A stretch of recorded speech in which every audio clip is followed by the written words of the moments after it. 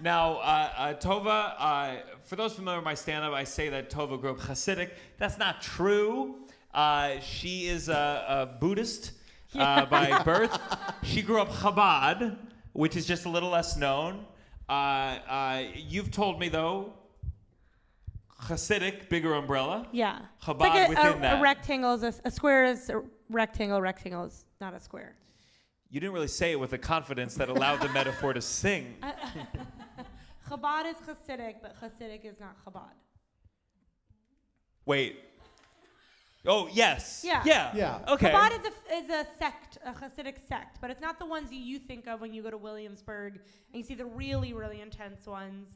Like, the way I'd explain it is, I did stand up for a hot second before I quit, and one of the things I would talk about is how my Orthodox friends would be like, you didn't grow up Hasidic, you grew up Chabad. It was it was like a chiller sect.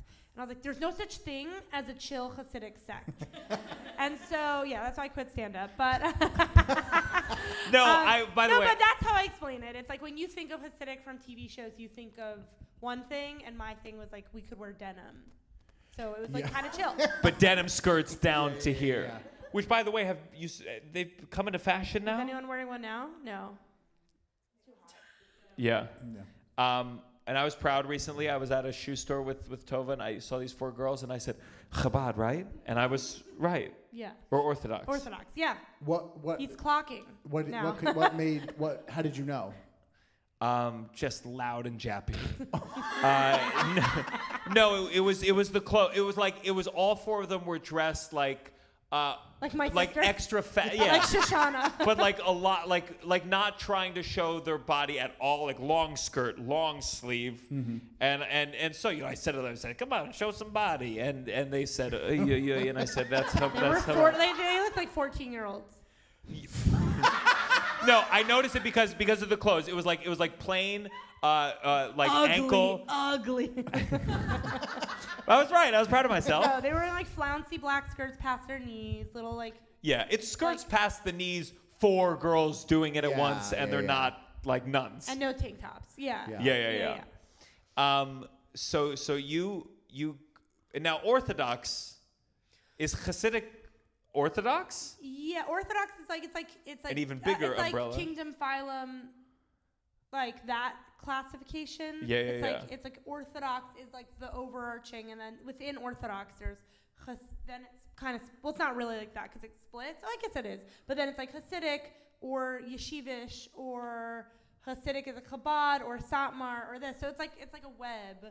But Orthodox could also mean like modern Orthodox, which is their skirts like maybe graze their knee. It's like a little bad. Whoa. Yeshivish, when you know yeshivish? She's like, don't ask me, I don't know. Yeah. Yeshivish, though, I forget that one. I don't think we've ever gone deep into yeshivish. Yeshivish is like not Hasidic, but also like dresses in black and white and has like maybe a hat, but not a beard. And interesting. So yeah. Chabad is like Chabad is like Mennonite to Amish. I have no idea. One time someone asked me, I asked someone, I'm like, what does lobster taste like? And they went, tastes like crab. I'm like, that's not helpful to me at all. Speaking of, yes, I think like it's so. a They're little like less. they're both intense, but they have their own thing. Yeah, they can I think take cars. Mennonites. Yeah, it's kind of like that. yeah. Like they all have their varying levels and varying. Basically, it's like Protestant to Catholic is actually how yeshivish to Hasidic. This is so boring. Hasidic is like you have like a pope. You have like the leader of your Hasidic sect. So versus Protestant, it's like you're self-studied, you're self-learned. It's that. And then within Protestant, there's different groups, and within Catholicism, there's different. You know what I mean? Yeah. Types of.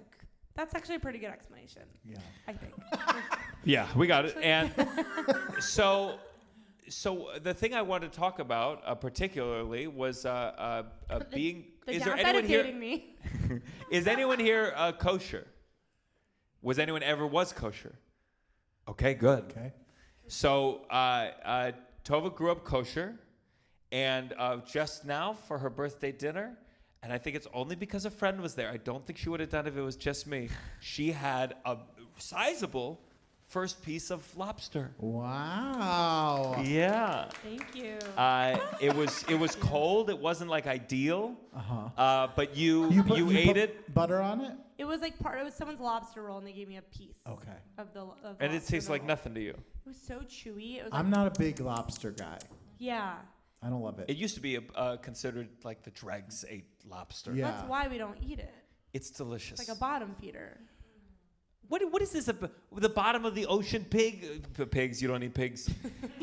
So since we have a non-kosher crowd, cover like the full spectrum of what kosher entails. Like hoof and nothing with hoof or scale. So there's so many. It's gonna be so boring. I don't know how to make this interesting. There's so much to it. I don't know. So when non-Jews think of kosher, broad speaking, they think you don't eat pork or shellfish. Yeah. Okay. That's like the That's what I broad think. spectrum of like that, and don't mix meat and dairy, Yes. right? That's like what you've heard of.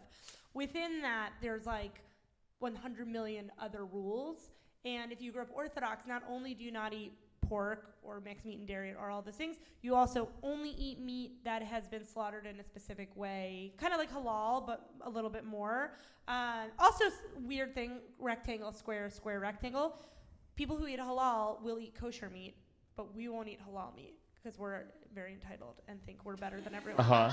But it is like if you eat halal, you would consider like kosher meat like serviceable for their religious beliefs. Now I remember the first time I really confronted it was before we were dating. I went to a deli with my accountant, and You met where? in Israel, and and a long time ago. Long time ago, before all the problems.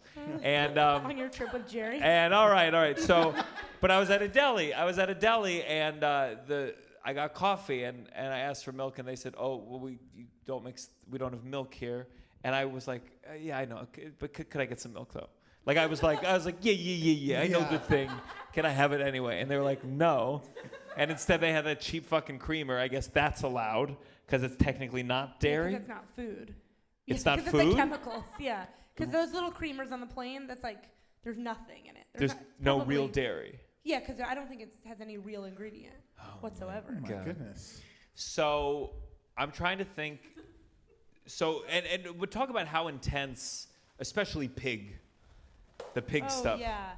So I grew up not only not eating pig, but like pig with like pig. It was disgusting. This is important.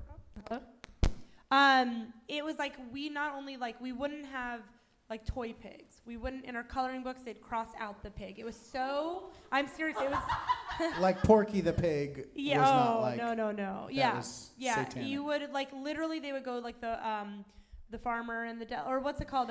Old MacDonald Old had MacDonald a farm. They would not do the pig. We'd skip the pig. It's just cows and chickens over and over again. And in the book, they didn't. It was just crossed police? out. They would cross it out the same way they would like if there was a little boy in the book, they would like draw a kippah, or a little girl they'd add a skirt. Are you serious? Yeah. So every teacher who got a book, they had to go through and add a kippah on every boy. Oh Yeah. my But God. like specifically like pigs, they would make sure to not include that in the books. Or if there was a book that had like P is for pig, like you wouldn't buy that book.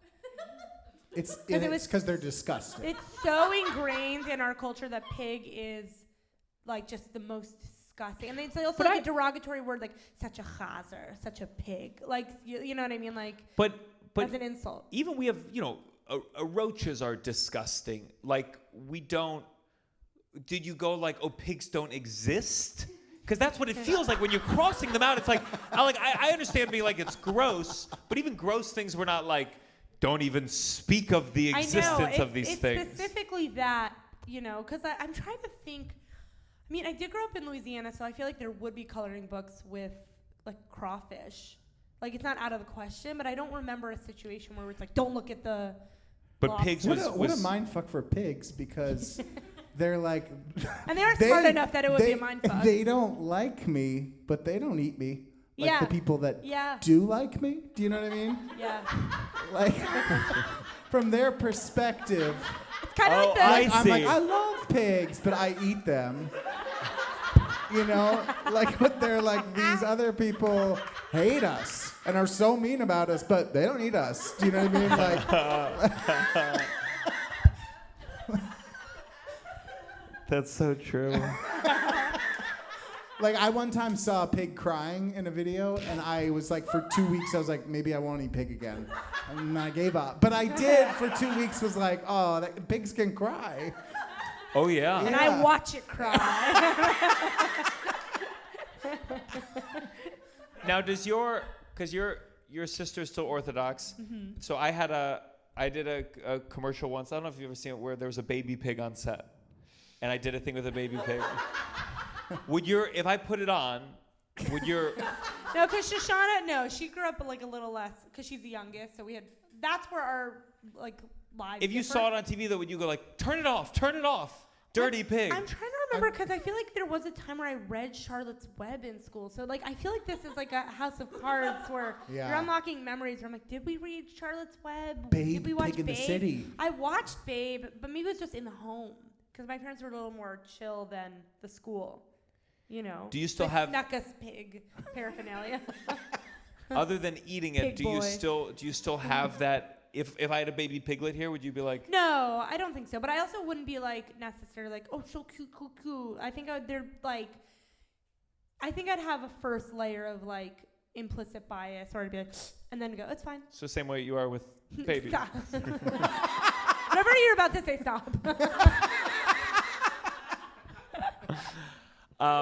Because speaking of that Greek voice teacher I was talking about earlier, part of like her husband grew up in like a Greek village, and part of the thing was you got a piglet when you were a kid, and you grew up with that pig, and your bar mitzvah would be like to kill the pig and then cook it and eat it for dinner. But that was part of you becoming a man, was like you kill your friend. And you would have eaten every goddamn piece. I know. Oh, that's so sad. If I had to do it, I would never eat pig again. That's the worst part of it. Do you think that's true? Because I say that to myself, but do you think that's true? You'd never eat meat again? Well, if I'm starving on an island, I'll kill a pig and eat it. But I'm saying, like, so would we. If I had to go out in everyday life and find a pig to kill and bring it home and cook it on my New York City apartment, I would never eat a pig again. Do you know what I mean? Whenever I see a rat, because we were really watching Survivor for a little bit, and they eat rats. Oh. And I remember every time, since that point, I see a rat on the subway, and I see it and I go, I really think even if I was starving to death, I would die. I would die sooner than like catch this wriggly thing, kill it. I would sooner eat a human. That's a pretty brutal, like all cannibalism stories are like they were starving, they had to. And there are rats everywhere. or for Tovah, it was like there was everywhere. For Tovah. Yeah, there was a ham sandwich right there, and she said no. No, I'm gonna eat the human. So, do you think if we weren't dating, you would have not eaten? All right. Her list of things that she's done, oysters, shockingly, was the first. I think so. First foray into something non-kosher. I'm surprised that you were okay with that one. Because shrimp is like, no, not even a nibble. It's tough. But why oysters, do you think? I don't know. Well, first of all, I think the vinegar and the horseradishy smells. Yeah. It smells like fresh. Oceany. It feels very like, it's always smelled like, that smells like something I would want. Mm-hmm. Does that make sense? You can get away too. Like if it's briny enough and it's cold and you can like get the water, you can like kind of do it without feeling like all the texture of it. And the texture is a big thing for me, and I think that is like a thing that holds me back from a lot of foods. Yeah. But I think the smell, like seafood smells really seafoody, and I think oyster smells like the ocean. Does that make sense? Sure. So, okay, what was after oysters? Because oysters you'll do. I won't order them, but I'm like, oh, maybe I'll have one. Yeah. And I don't crave them yet or anything like that. Sure. What was next? Or was it nothing until lobster? Just a bunch of oysters. I've tried a bite of shrimp here or there. Really? You did coconut shrimp once. I wasn't there. I was very upset. Yeah. It felt like... That would be another one where I'd be like, ooh, yum. Like it would be disguised. I don't love shrimp. What? I don't love shrimp. Really? It's fine. I'll have it if it's It around. is fine. It's But just I don't like, think it's I great. took But a bite of if you coconut dip it shrimp. in that red sauce. Yeah, but I took a bite of coconut it's like shrimp ketchup. and I was like, this would be better if it was a chicken nugget. Yeah. Do you know what I think so, mean? too. It would taste better as fried chicken. Yeah. Like If we were to what- compare everything we eat to a chicken nugget, it's Sure, going to but be a it's- tough life. If I'm gonna pick a meat, Sure. meat that's like, it tastes Yeah. close enough, texture-wise, Yeah. to like a piece of chicken or a piece of whatever. And It's then a you're shrimp will Have be you had part of a scallops? No, I they love do look scallops. really good, but they. If they're Scallops really are my- buttery and it's not too scallops are my chewy, if they're favorite. cooked well. Yeah. Really? Yeah. Scallops never feel like I never get them as an entree. It's not Oh, I enough. do. You do? Yeah. Well, someday we can try scallop. Yeah. Sure. Okay, you think maybe scallop next? Next, I don't know. You ate a big piece of lobster. Lobster's way worse to me than if that's more aggressive. Now, the bottom line is, all the seafood's great. I tell her all the time, I would love to do a big crab dinner we're outside by the water, wooden bench, beers. The crabs are spicy. We got a bib. That's my dream. She said she was going to try to surprise me for my birthday and like pick one of these dishes, get really good at eating it, and then we'd go out and she'd be like, I'll have the king crab, and I'd be like, what, the king crab? That would have been my And present. she's- Like, there's a new food that's been introduced to the villa. Like, but I couldn't. I was like, I didn't budget enough time, and I'm like, Money. 2 months is not enough time to get good at eating. It'd be funny if you eating tried it 'Cause I would have without to the eat- practice, and you're like, Yeah, and I'm like, happy birthday. Yeah. But it's like, 2 months if I ate it every day. But I'm gonna have to go out of my way to eat crab like multiple times a week until your birthday. It's just not. I just should have been. It should have been a year-long plan. sure. Where I'm like, every time I'm not with you, but I'm with a friend, order a side of crab or whatever it was. Yeah. And I just fucked up. Okay. Now, So- you grew up in New Orleans. Did you like crawfish? Big so there. like one of the funniest things about growing up in New Orleans is when you have a crawfish boil, you just, especially in like the park, you just throw Yeah. the shells on the Yeah. ground. So the entire city is just covered in crawfish. And there'd be multiple times I'd be walking to synagogue in like full garb, just walking over crawfish to get to synagogue. And like, I think there's a metaphor, I don't know what it is, Yeah. but it was just like so visceral and visual of like, yeah. But yeah, it's everywhere. I did it the last time I went to a crawfish boil, and I liked the like fun of like sitting with Yeah. a giant pile. Pot. It's not great like to eat. Do you know what I mean? Like you're just ripping a thing Well, I and also then think sucking the head off. the and stuff, heads. you know, I also like get weirded out by branzino, like the body. Like Yeah. I think the lobster, it was like all cut up and it wasn't in the Sure. shell. Like, there's other Yeah, elements yeah. that I have to get over. My dream, I don't care about bacon that much. Yeah. I don't like ham. I don't like sliced ham. love ham. Oh, I don't You like want ham like at all. prosciutto? Oh, prosciutto is either 'cause it's prosciutto Italian? because I'm Italian. I'm like, come on. Gabagool. I would love for her to have prosciutto because it's so delicious. Or I think the thing that she'd like the most is like pulled pork, shredded pork, like Carnitas. carnitas. Yeah. Like that is fucking Yeah. delicious. And it feels very removed from any kind of. It's more beef-like in texture. Yeah. I think I get really grossed out eating new meat where it's like, this tastes almost like beef, but it does. I honestly think that's Oh. worse. Like, I think oysters also is so singular, and that's why I don't mind it. But like when I taste crab, I'm like, this is another meat, and you just like get in your head of like, you start to think about that it's an animal. Does that make sense? Yes. So just ignore it. Deep in your soul, just There we ignore go. it. There we go. What the last thing is you've advised someone recently on becoming more normal, and what? Well, that's the thing, because he thinks I'm like, so you think I'm a picky eater, and I think in retrospect I am, but growing up I wasn't, because I wasn't exposed to any of this. So I was a normal eater. In my defense, okay, let's get the full slate. Can't eat cilantro. Yeah. Allergic to Bananas. Dates. Melon, but not watermelon. Melon, but not watermelon. Don't like lamb. Don't like lamb, as if you're allowed to not like something at this point. And then pork, shellfish, and then I'm recently into like sushi, but not all. Like it has to be really good raw fish, or else it's a texture. Yeah, that's the other thing recently where listen, you've got about you eat sushi. You eat not necessarily the nicest sushi, but originally she was like, I like sushi if it's like sugarfish. Which is like saying I like salad if it's from Erewhon, and you're like, let me come up with a New York reference. What's the equivalent of Erewhon in New York? I like. There's no good salad places. We already established this. So what was the advice you gave to your friend? So my friend, basically in where I come from, I have a very evolved palate. And I'm kind of like a foodie, one might say. When I visit the Amish, they're like, you know how to turn the lights on and off. It's incredible.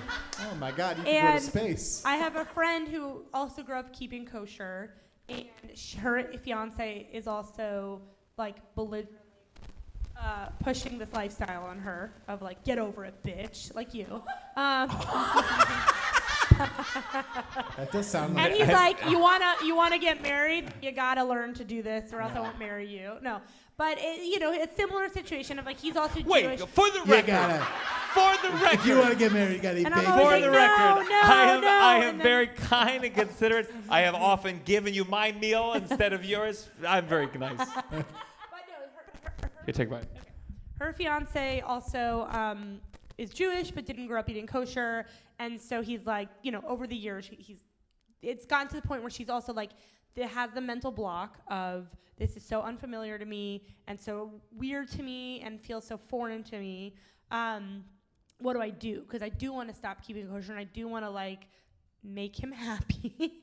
And how do I do it? So I literally got on like a 20-minute call with her and gave her really good advice, I think. So first of all, the first barrier to break is eating not kosher certified meat, because like first you can only eat like kosher meat that was like from the kosher butcher and usually cooked in a kosher place. And so I said, start with the food, because the first time I ate non-kosher, this is before I started dating you, before I ate non-kosher meat, it sounds so stupid, but I was like, oh, it tastes like steak. Like, I don't know what I thought. I thought it would taste non-kosher. Sure. If that it makes sense. So I was like, eat something like chicken or steak, because you'll be like, oh, it's just totally mental. It tastes the same. Yeah.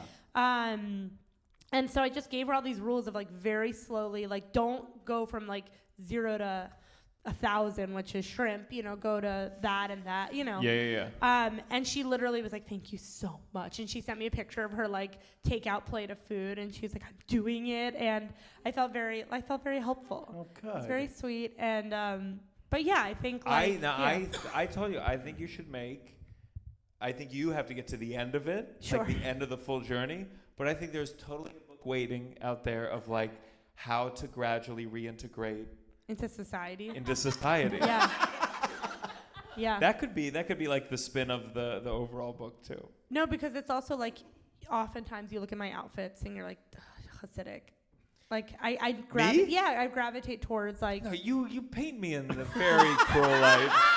And he's like, show your body, yada yada. all I've ever said is I said, baby, you look beautiful in colors. That's all I've ever said. How is that different from what I just said? This is the same thing to me. And look at you wearing all these colors. If I didn't date Tovah, you couldn't even see her on stage right now. It'd be just a black wall. Well, thank you for joining us for this segment. Do you want to stay while we read our This Has Gotta Stop? Sure. Could you pass me that notepad, someone right there? You can talk. Oh, thank you so much. Thank you. All right, This Has Gotta Stop. All right, here we go. Okay. So This Has Gotta Stop. This Has Gotta Stop. The mic's not working at a comedy club. Who wrote this?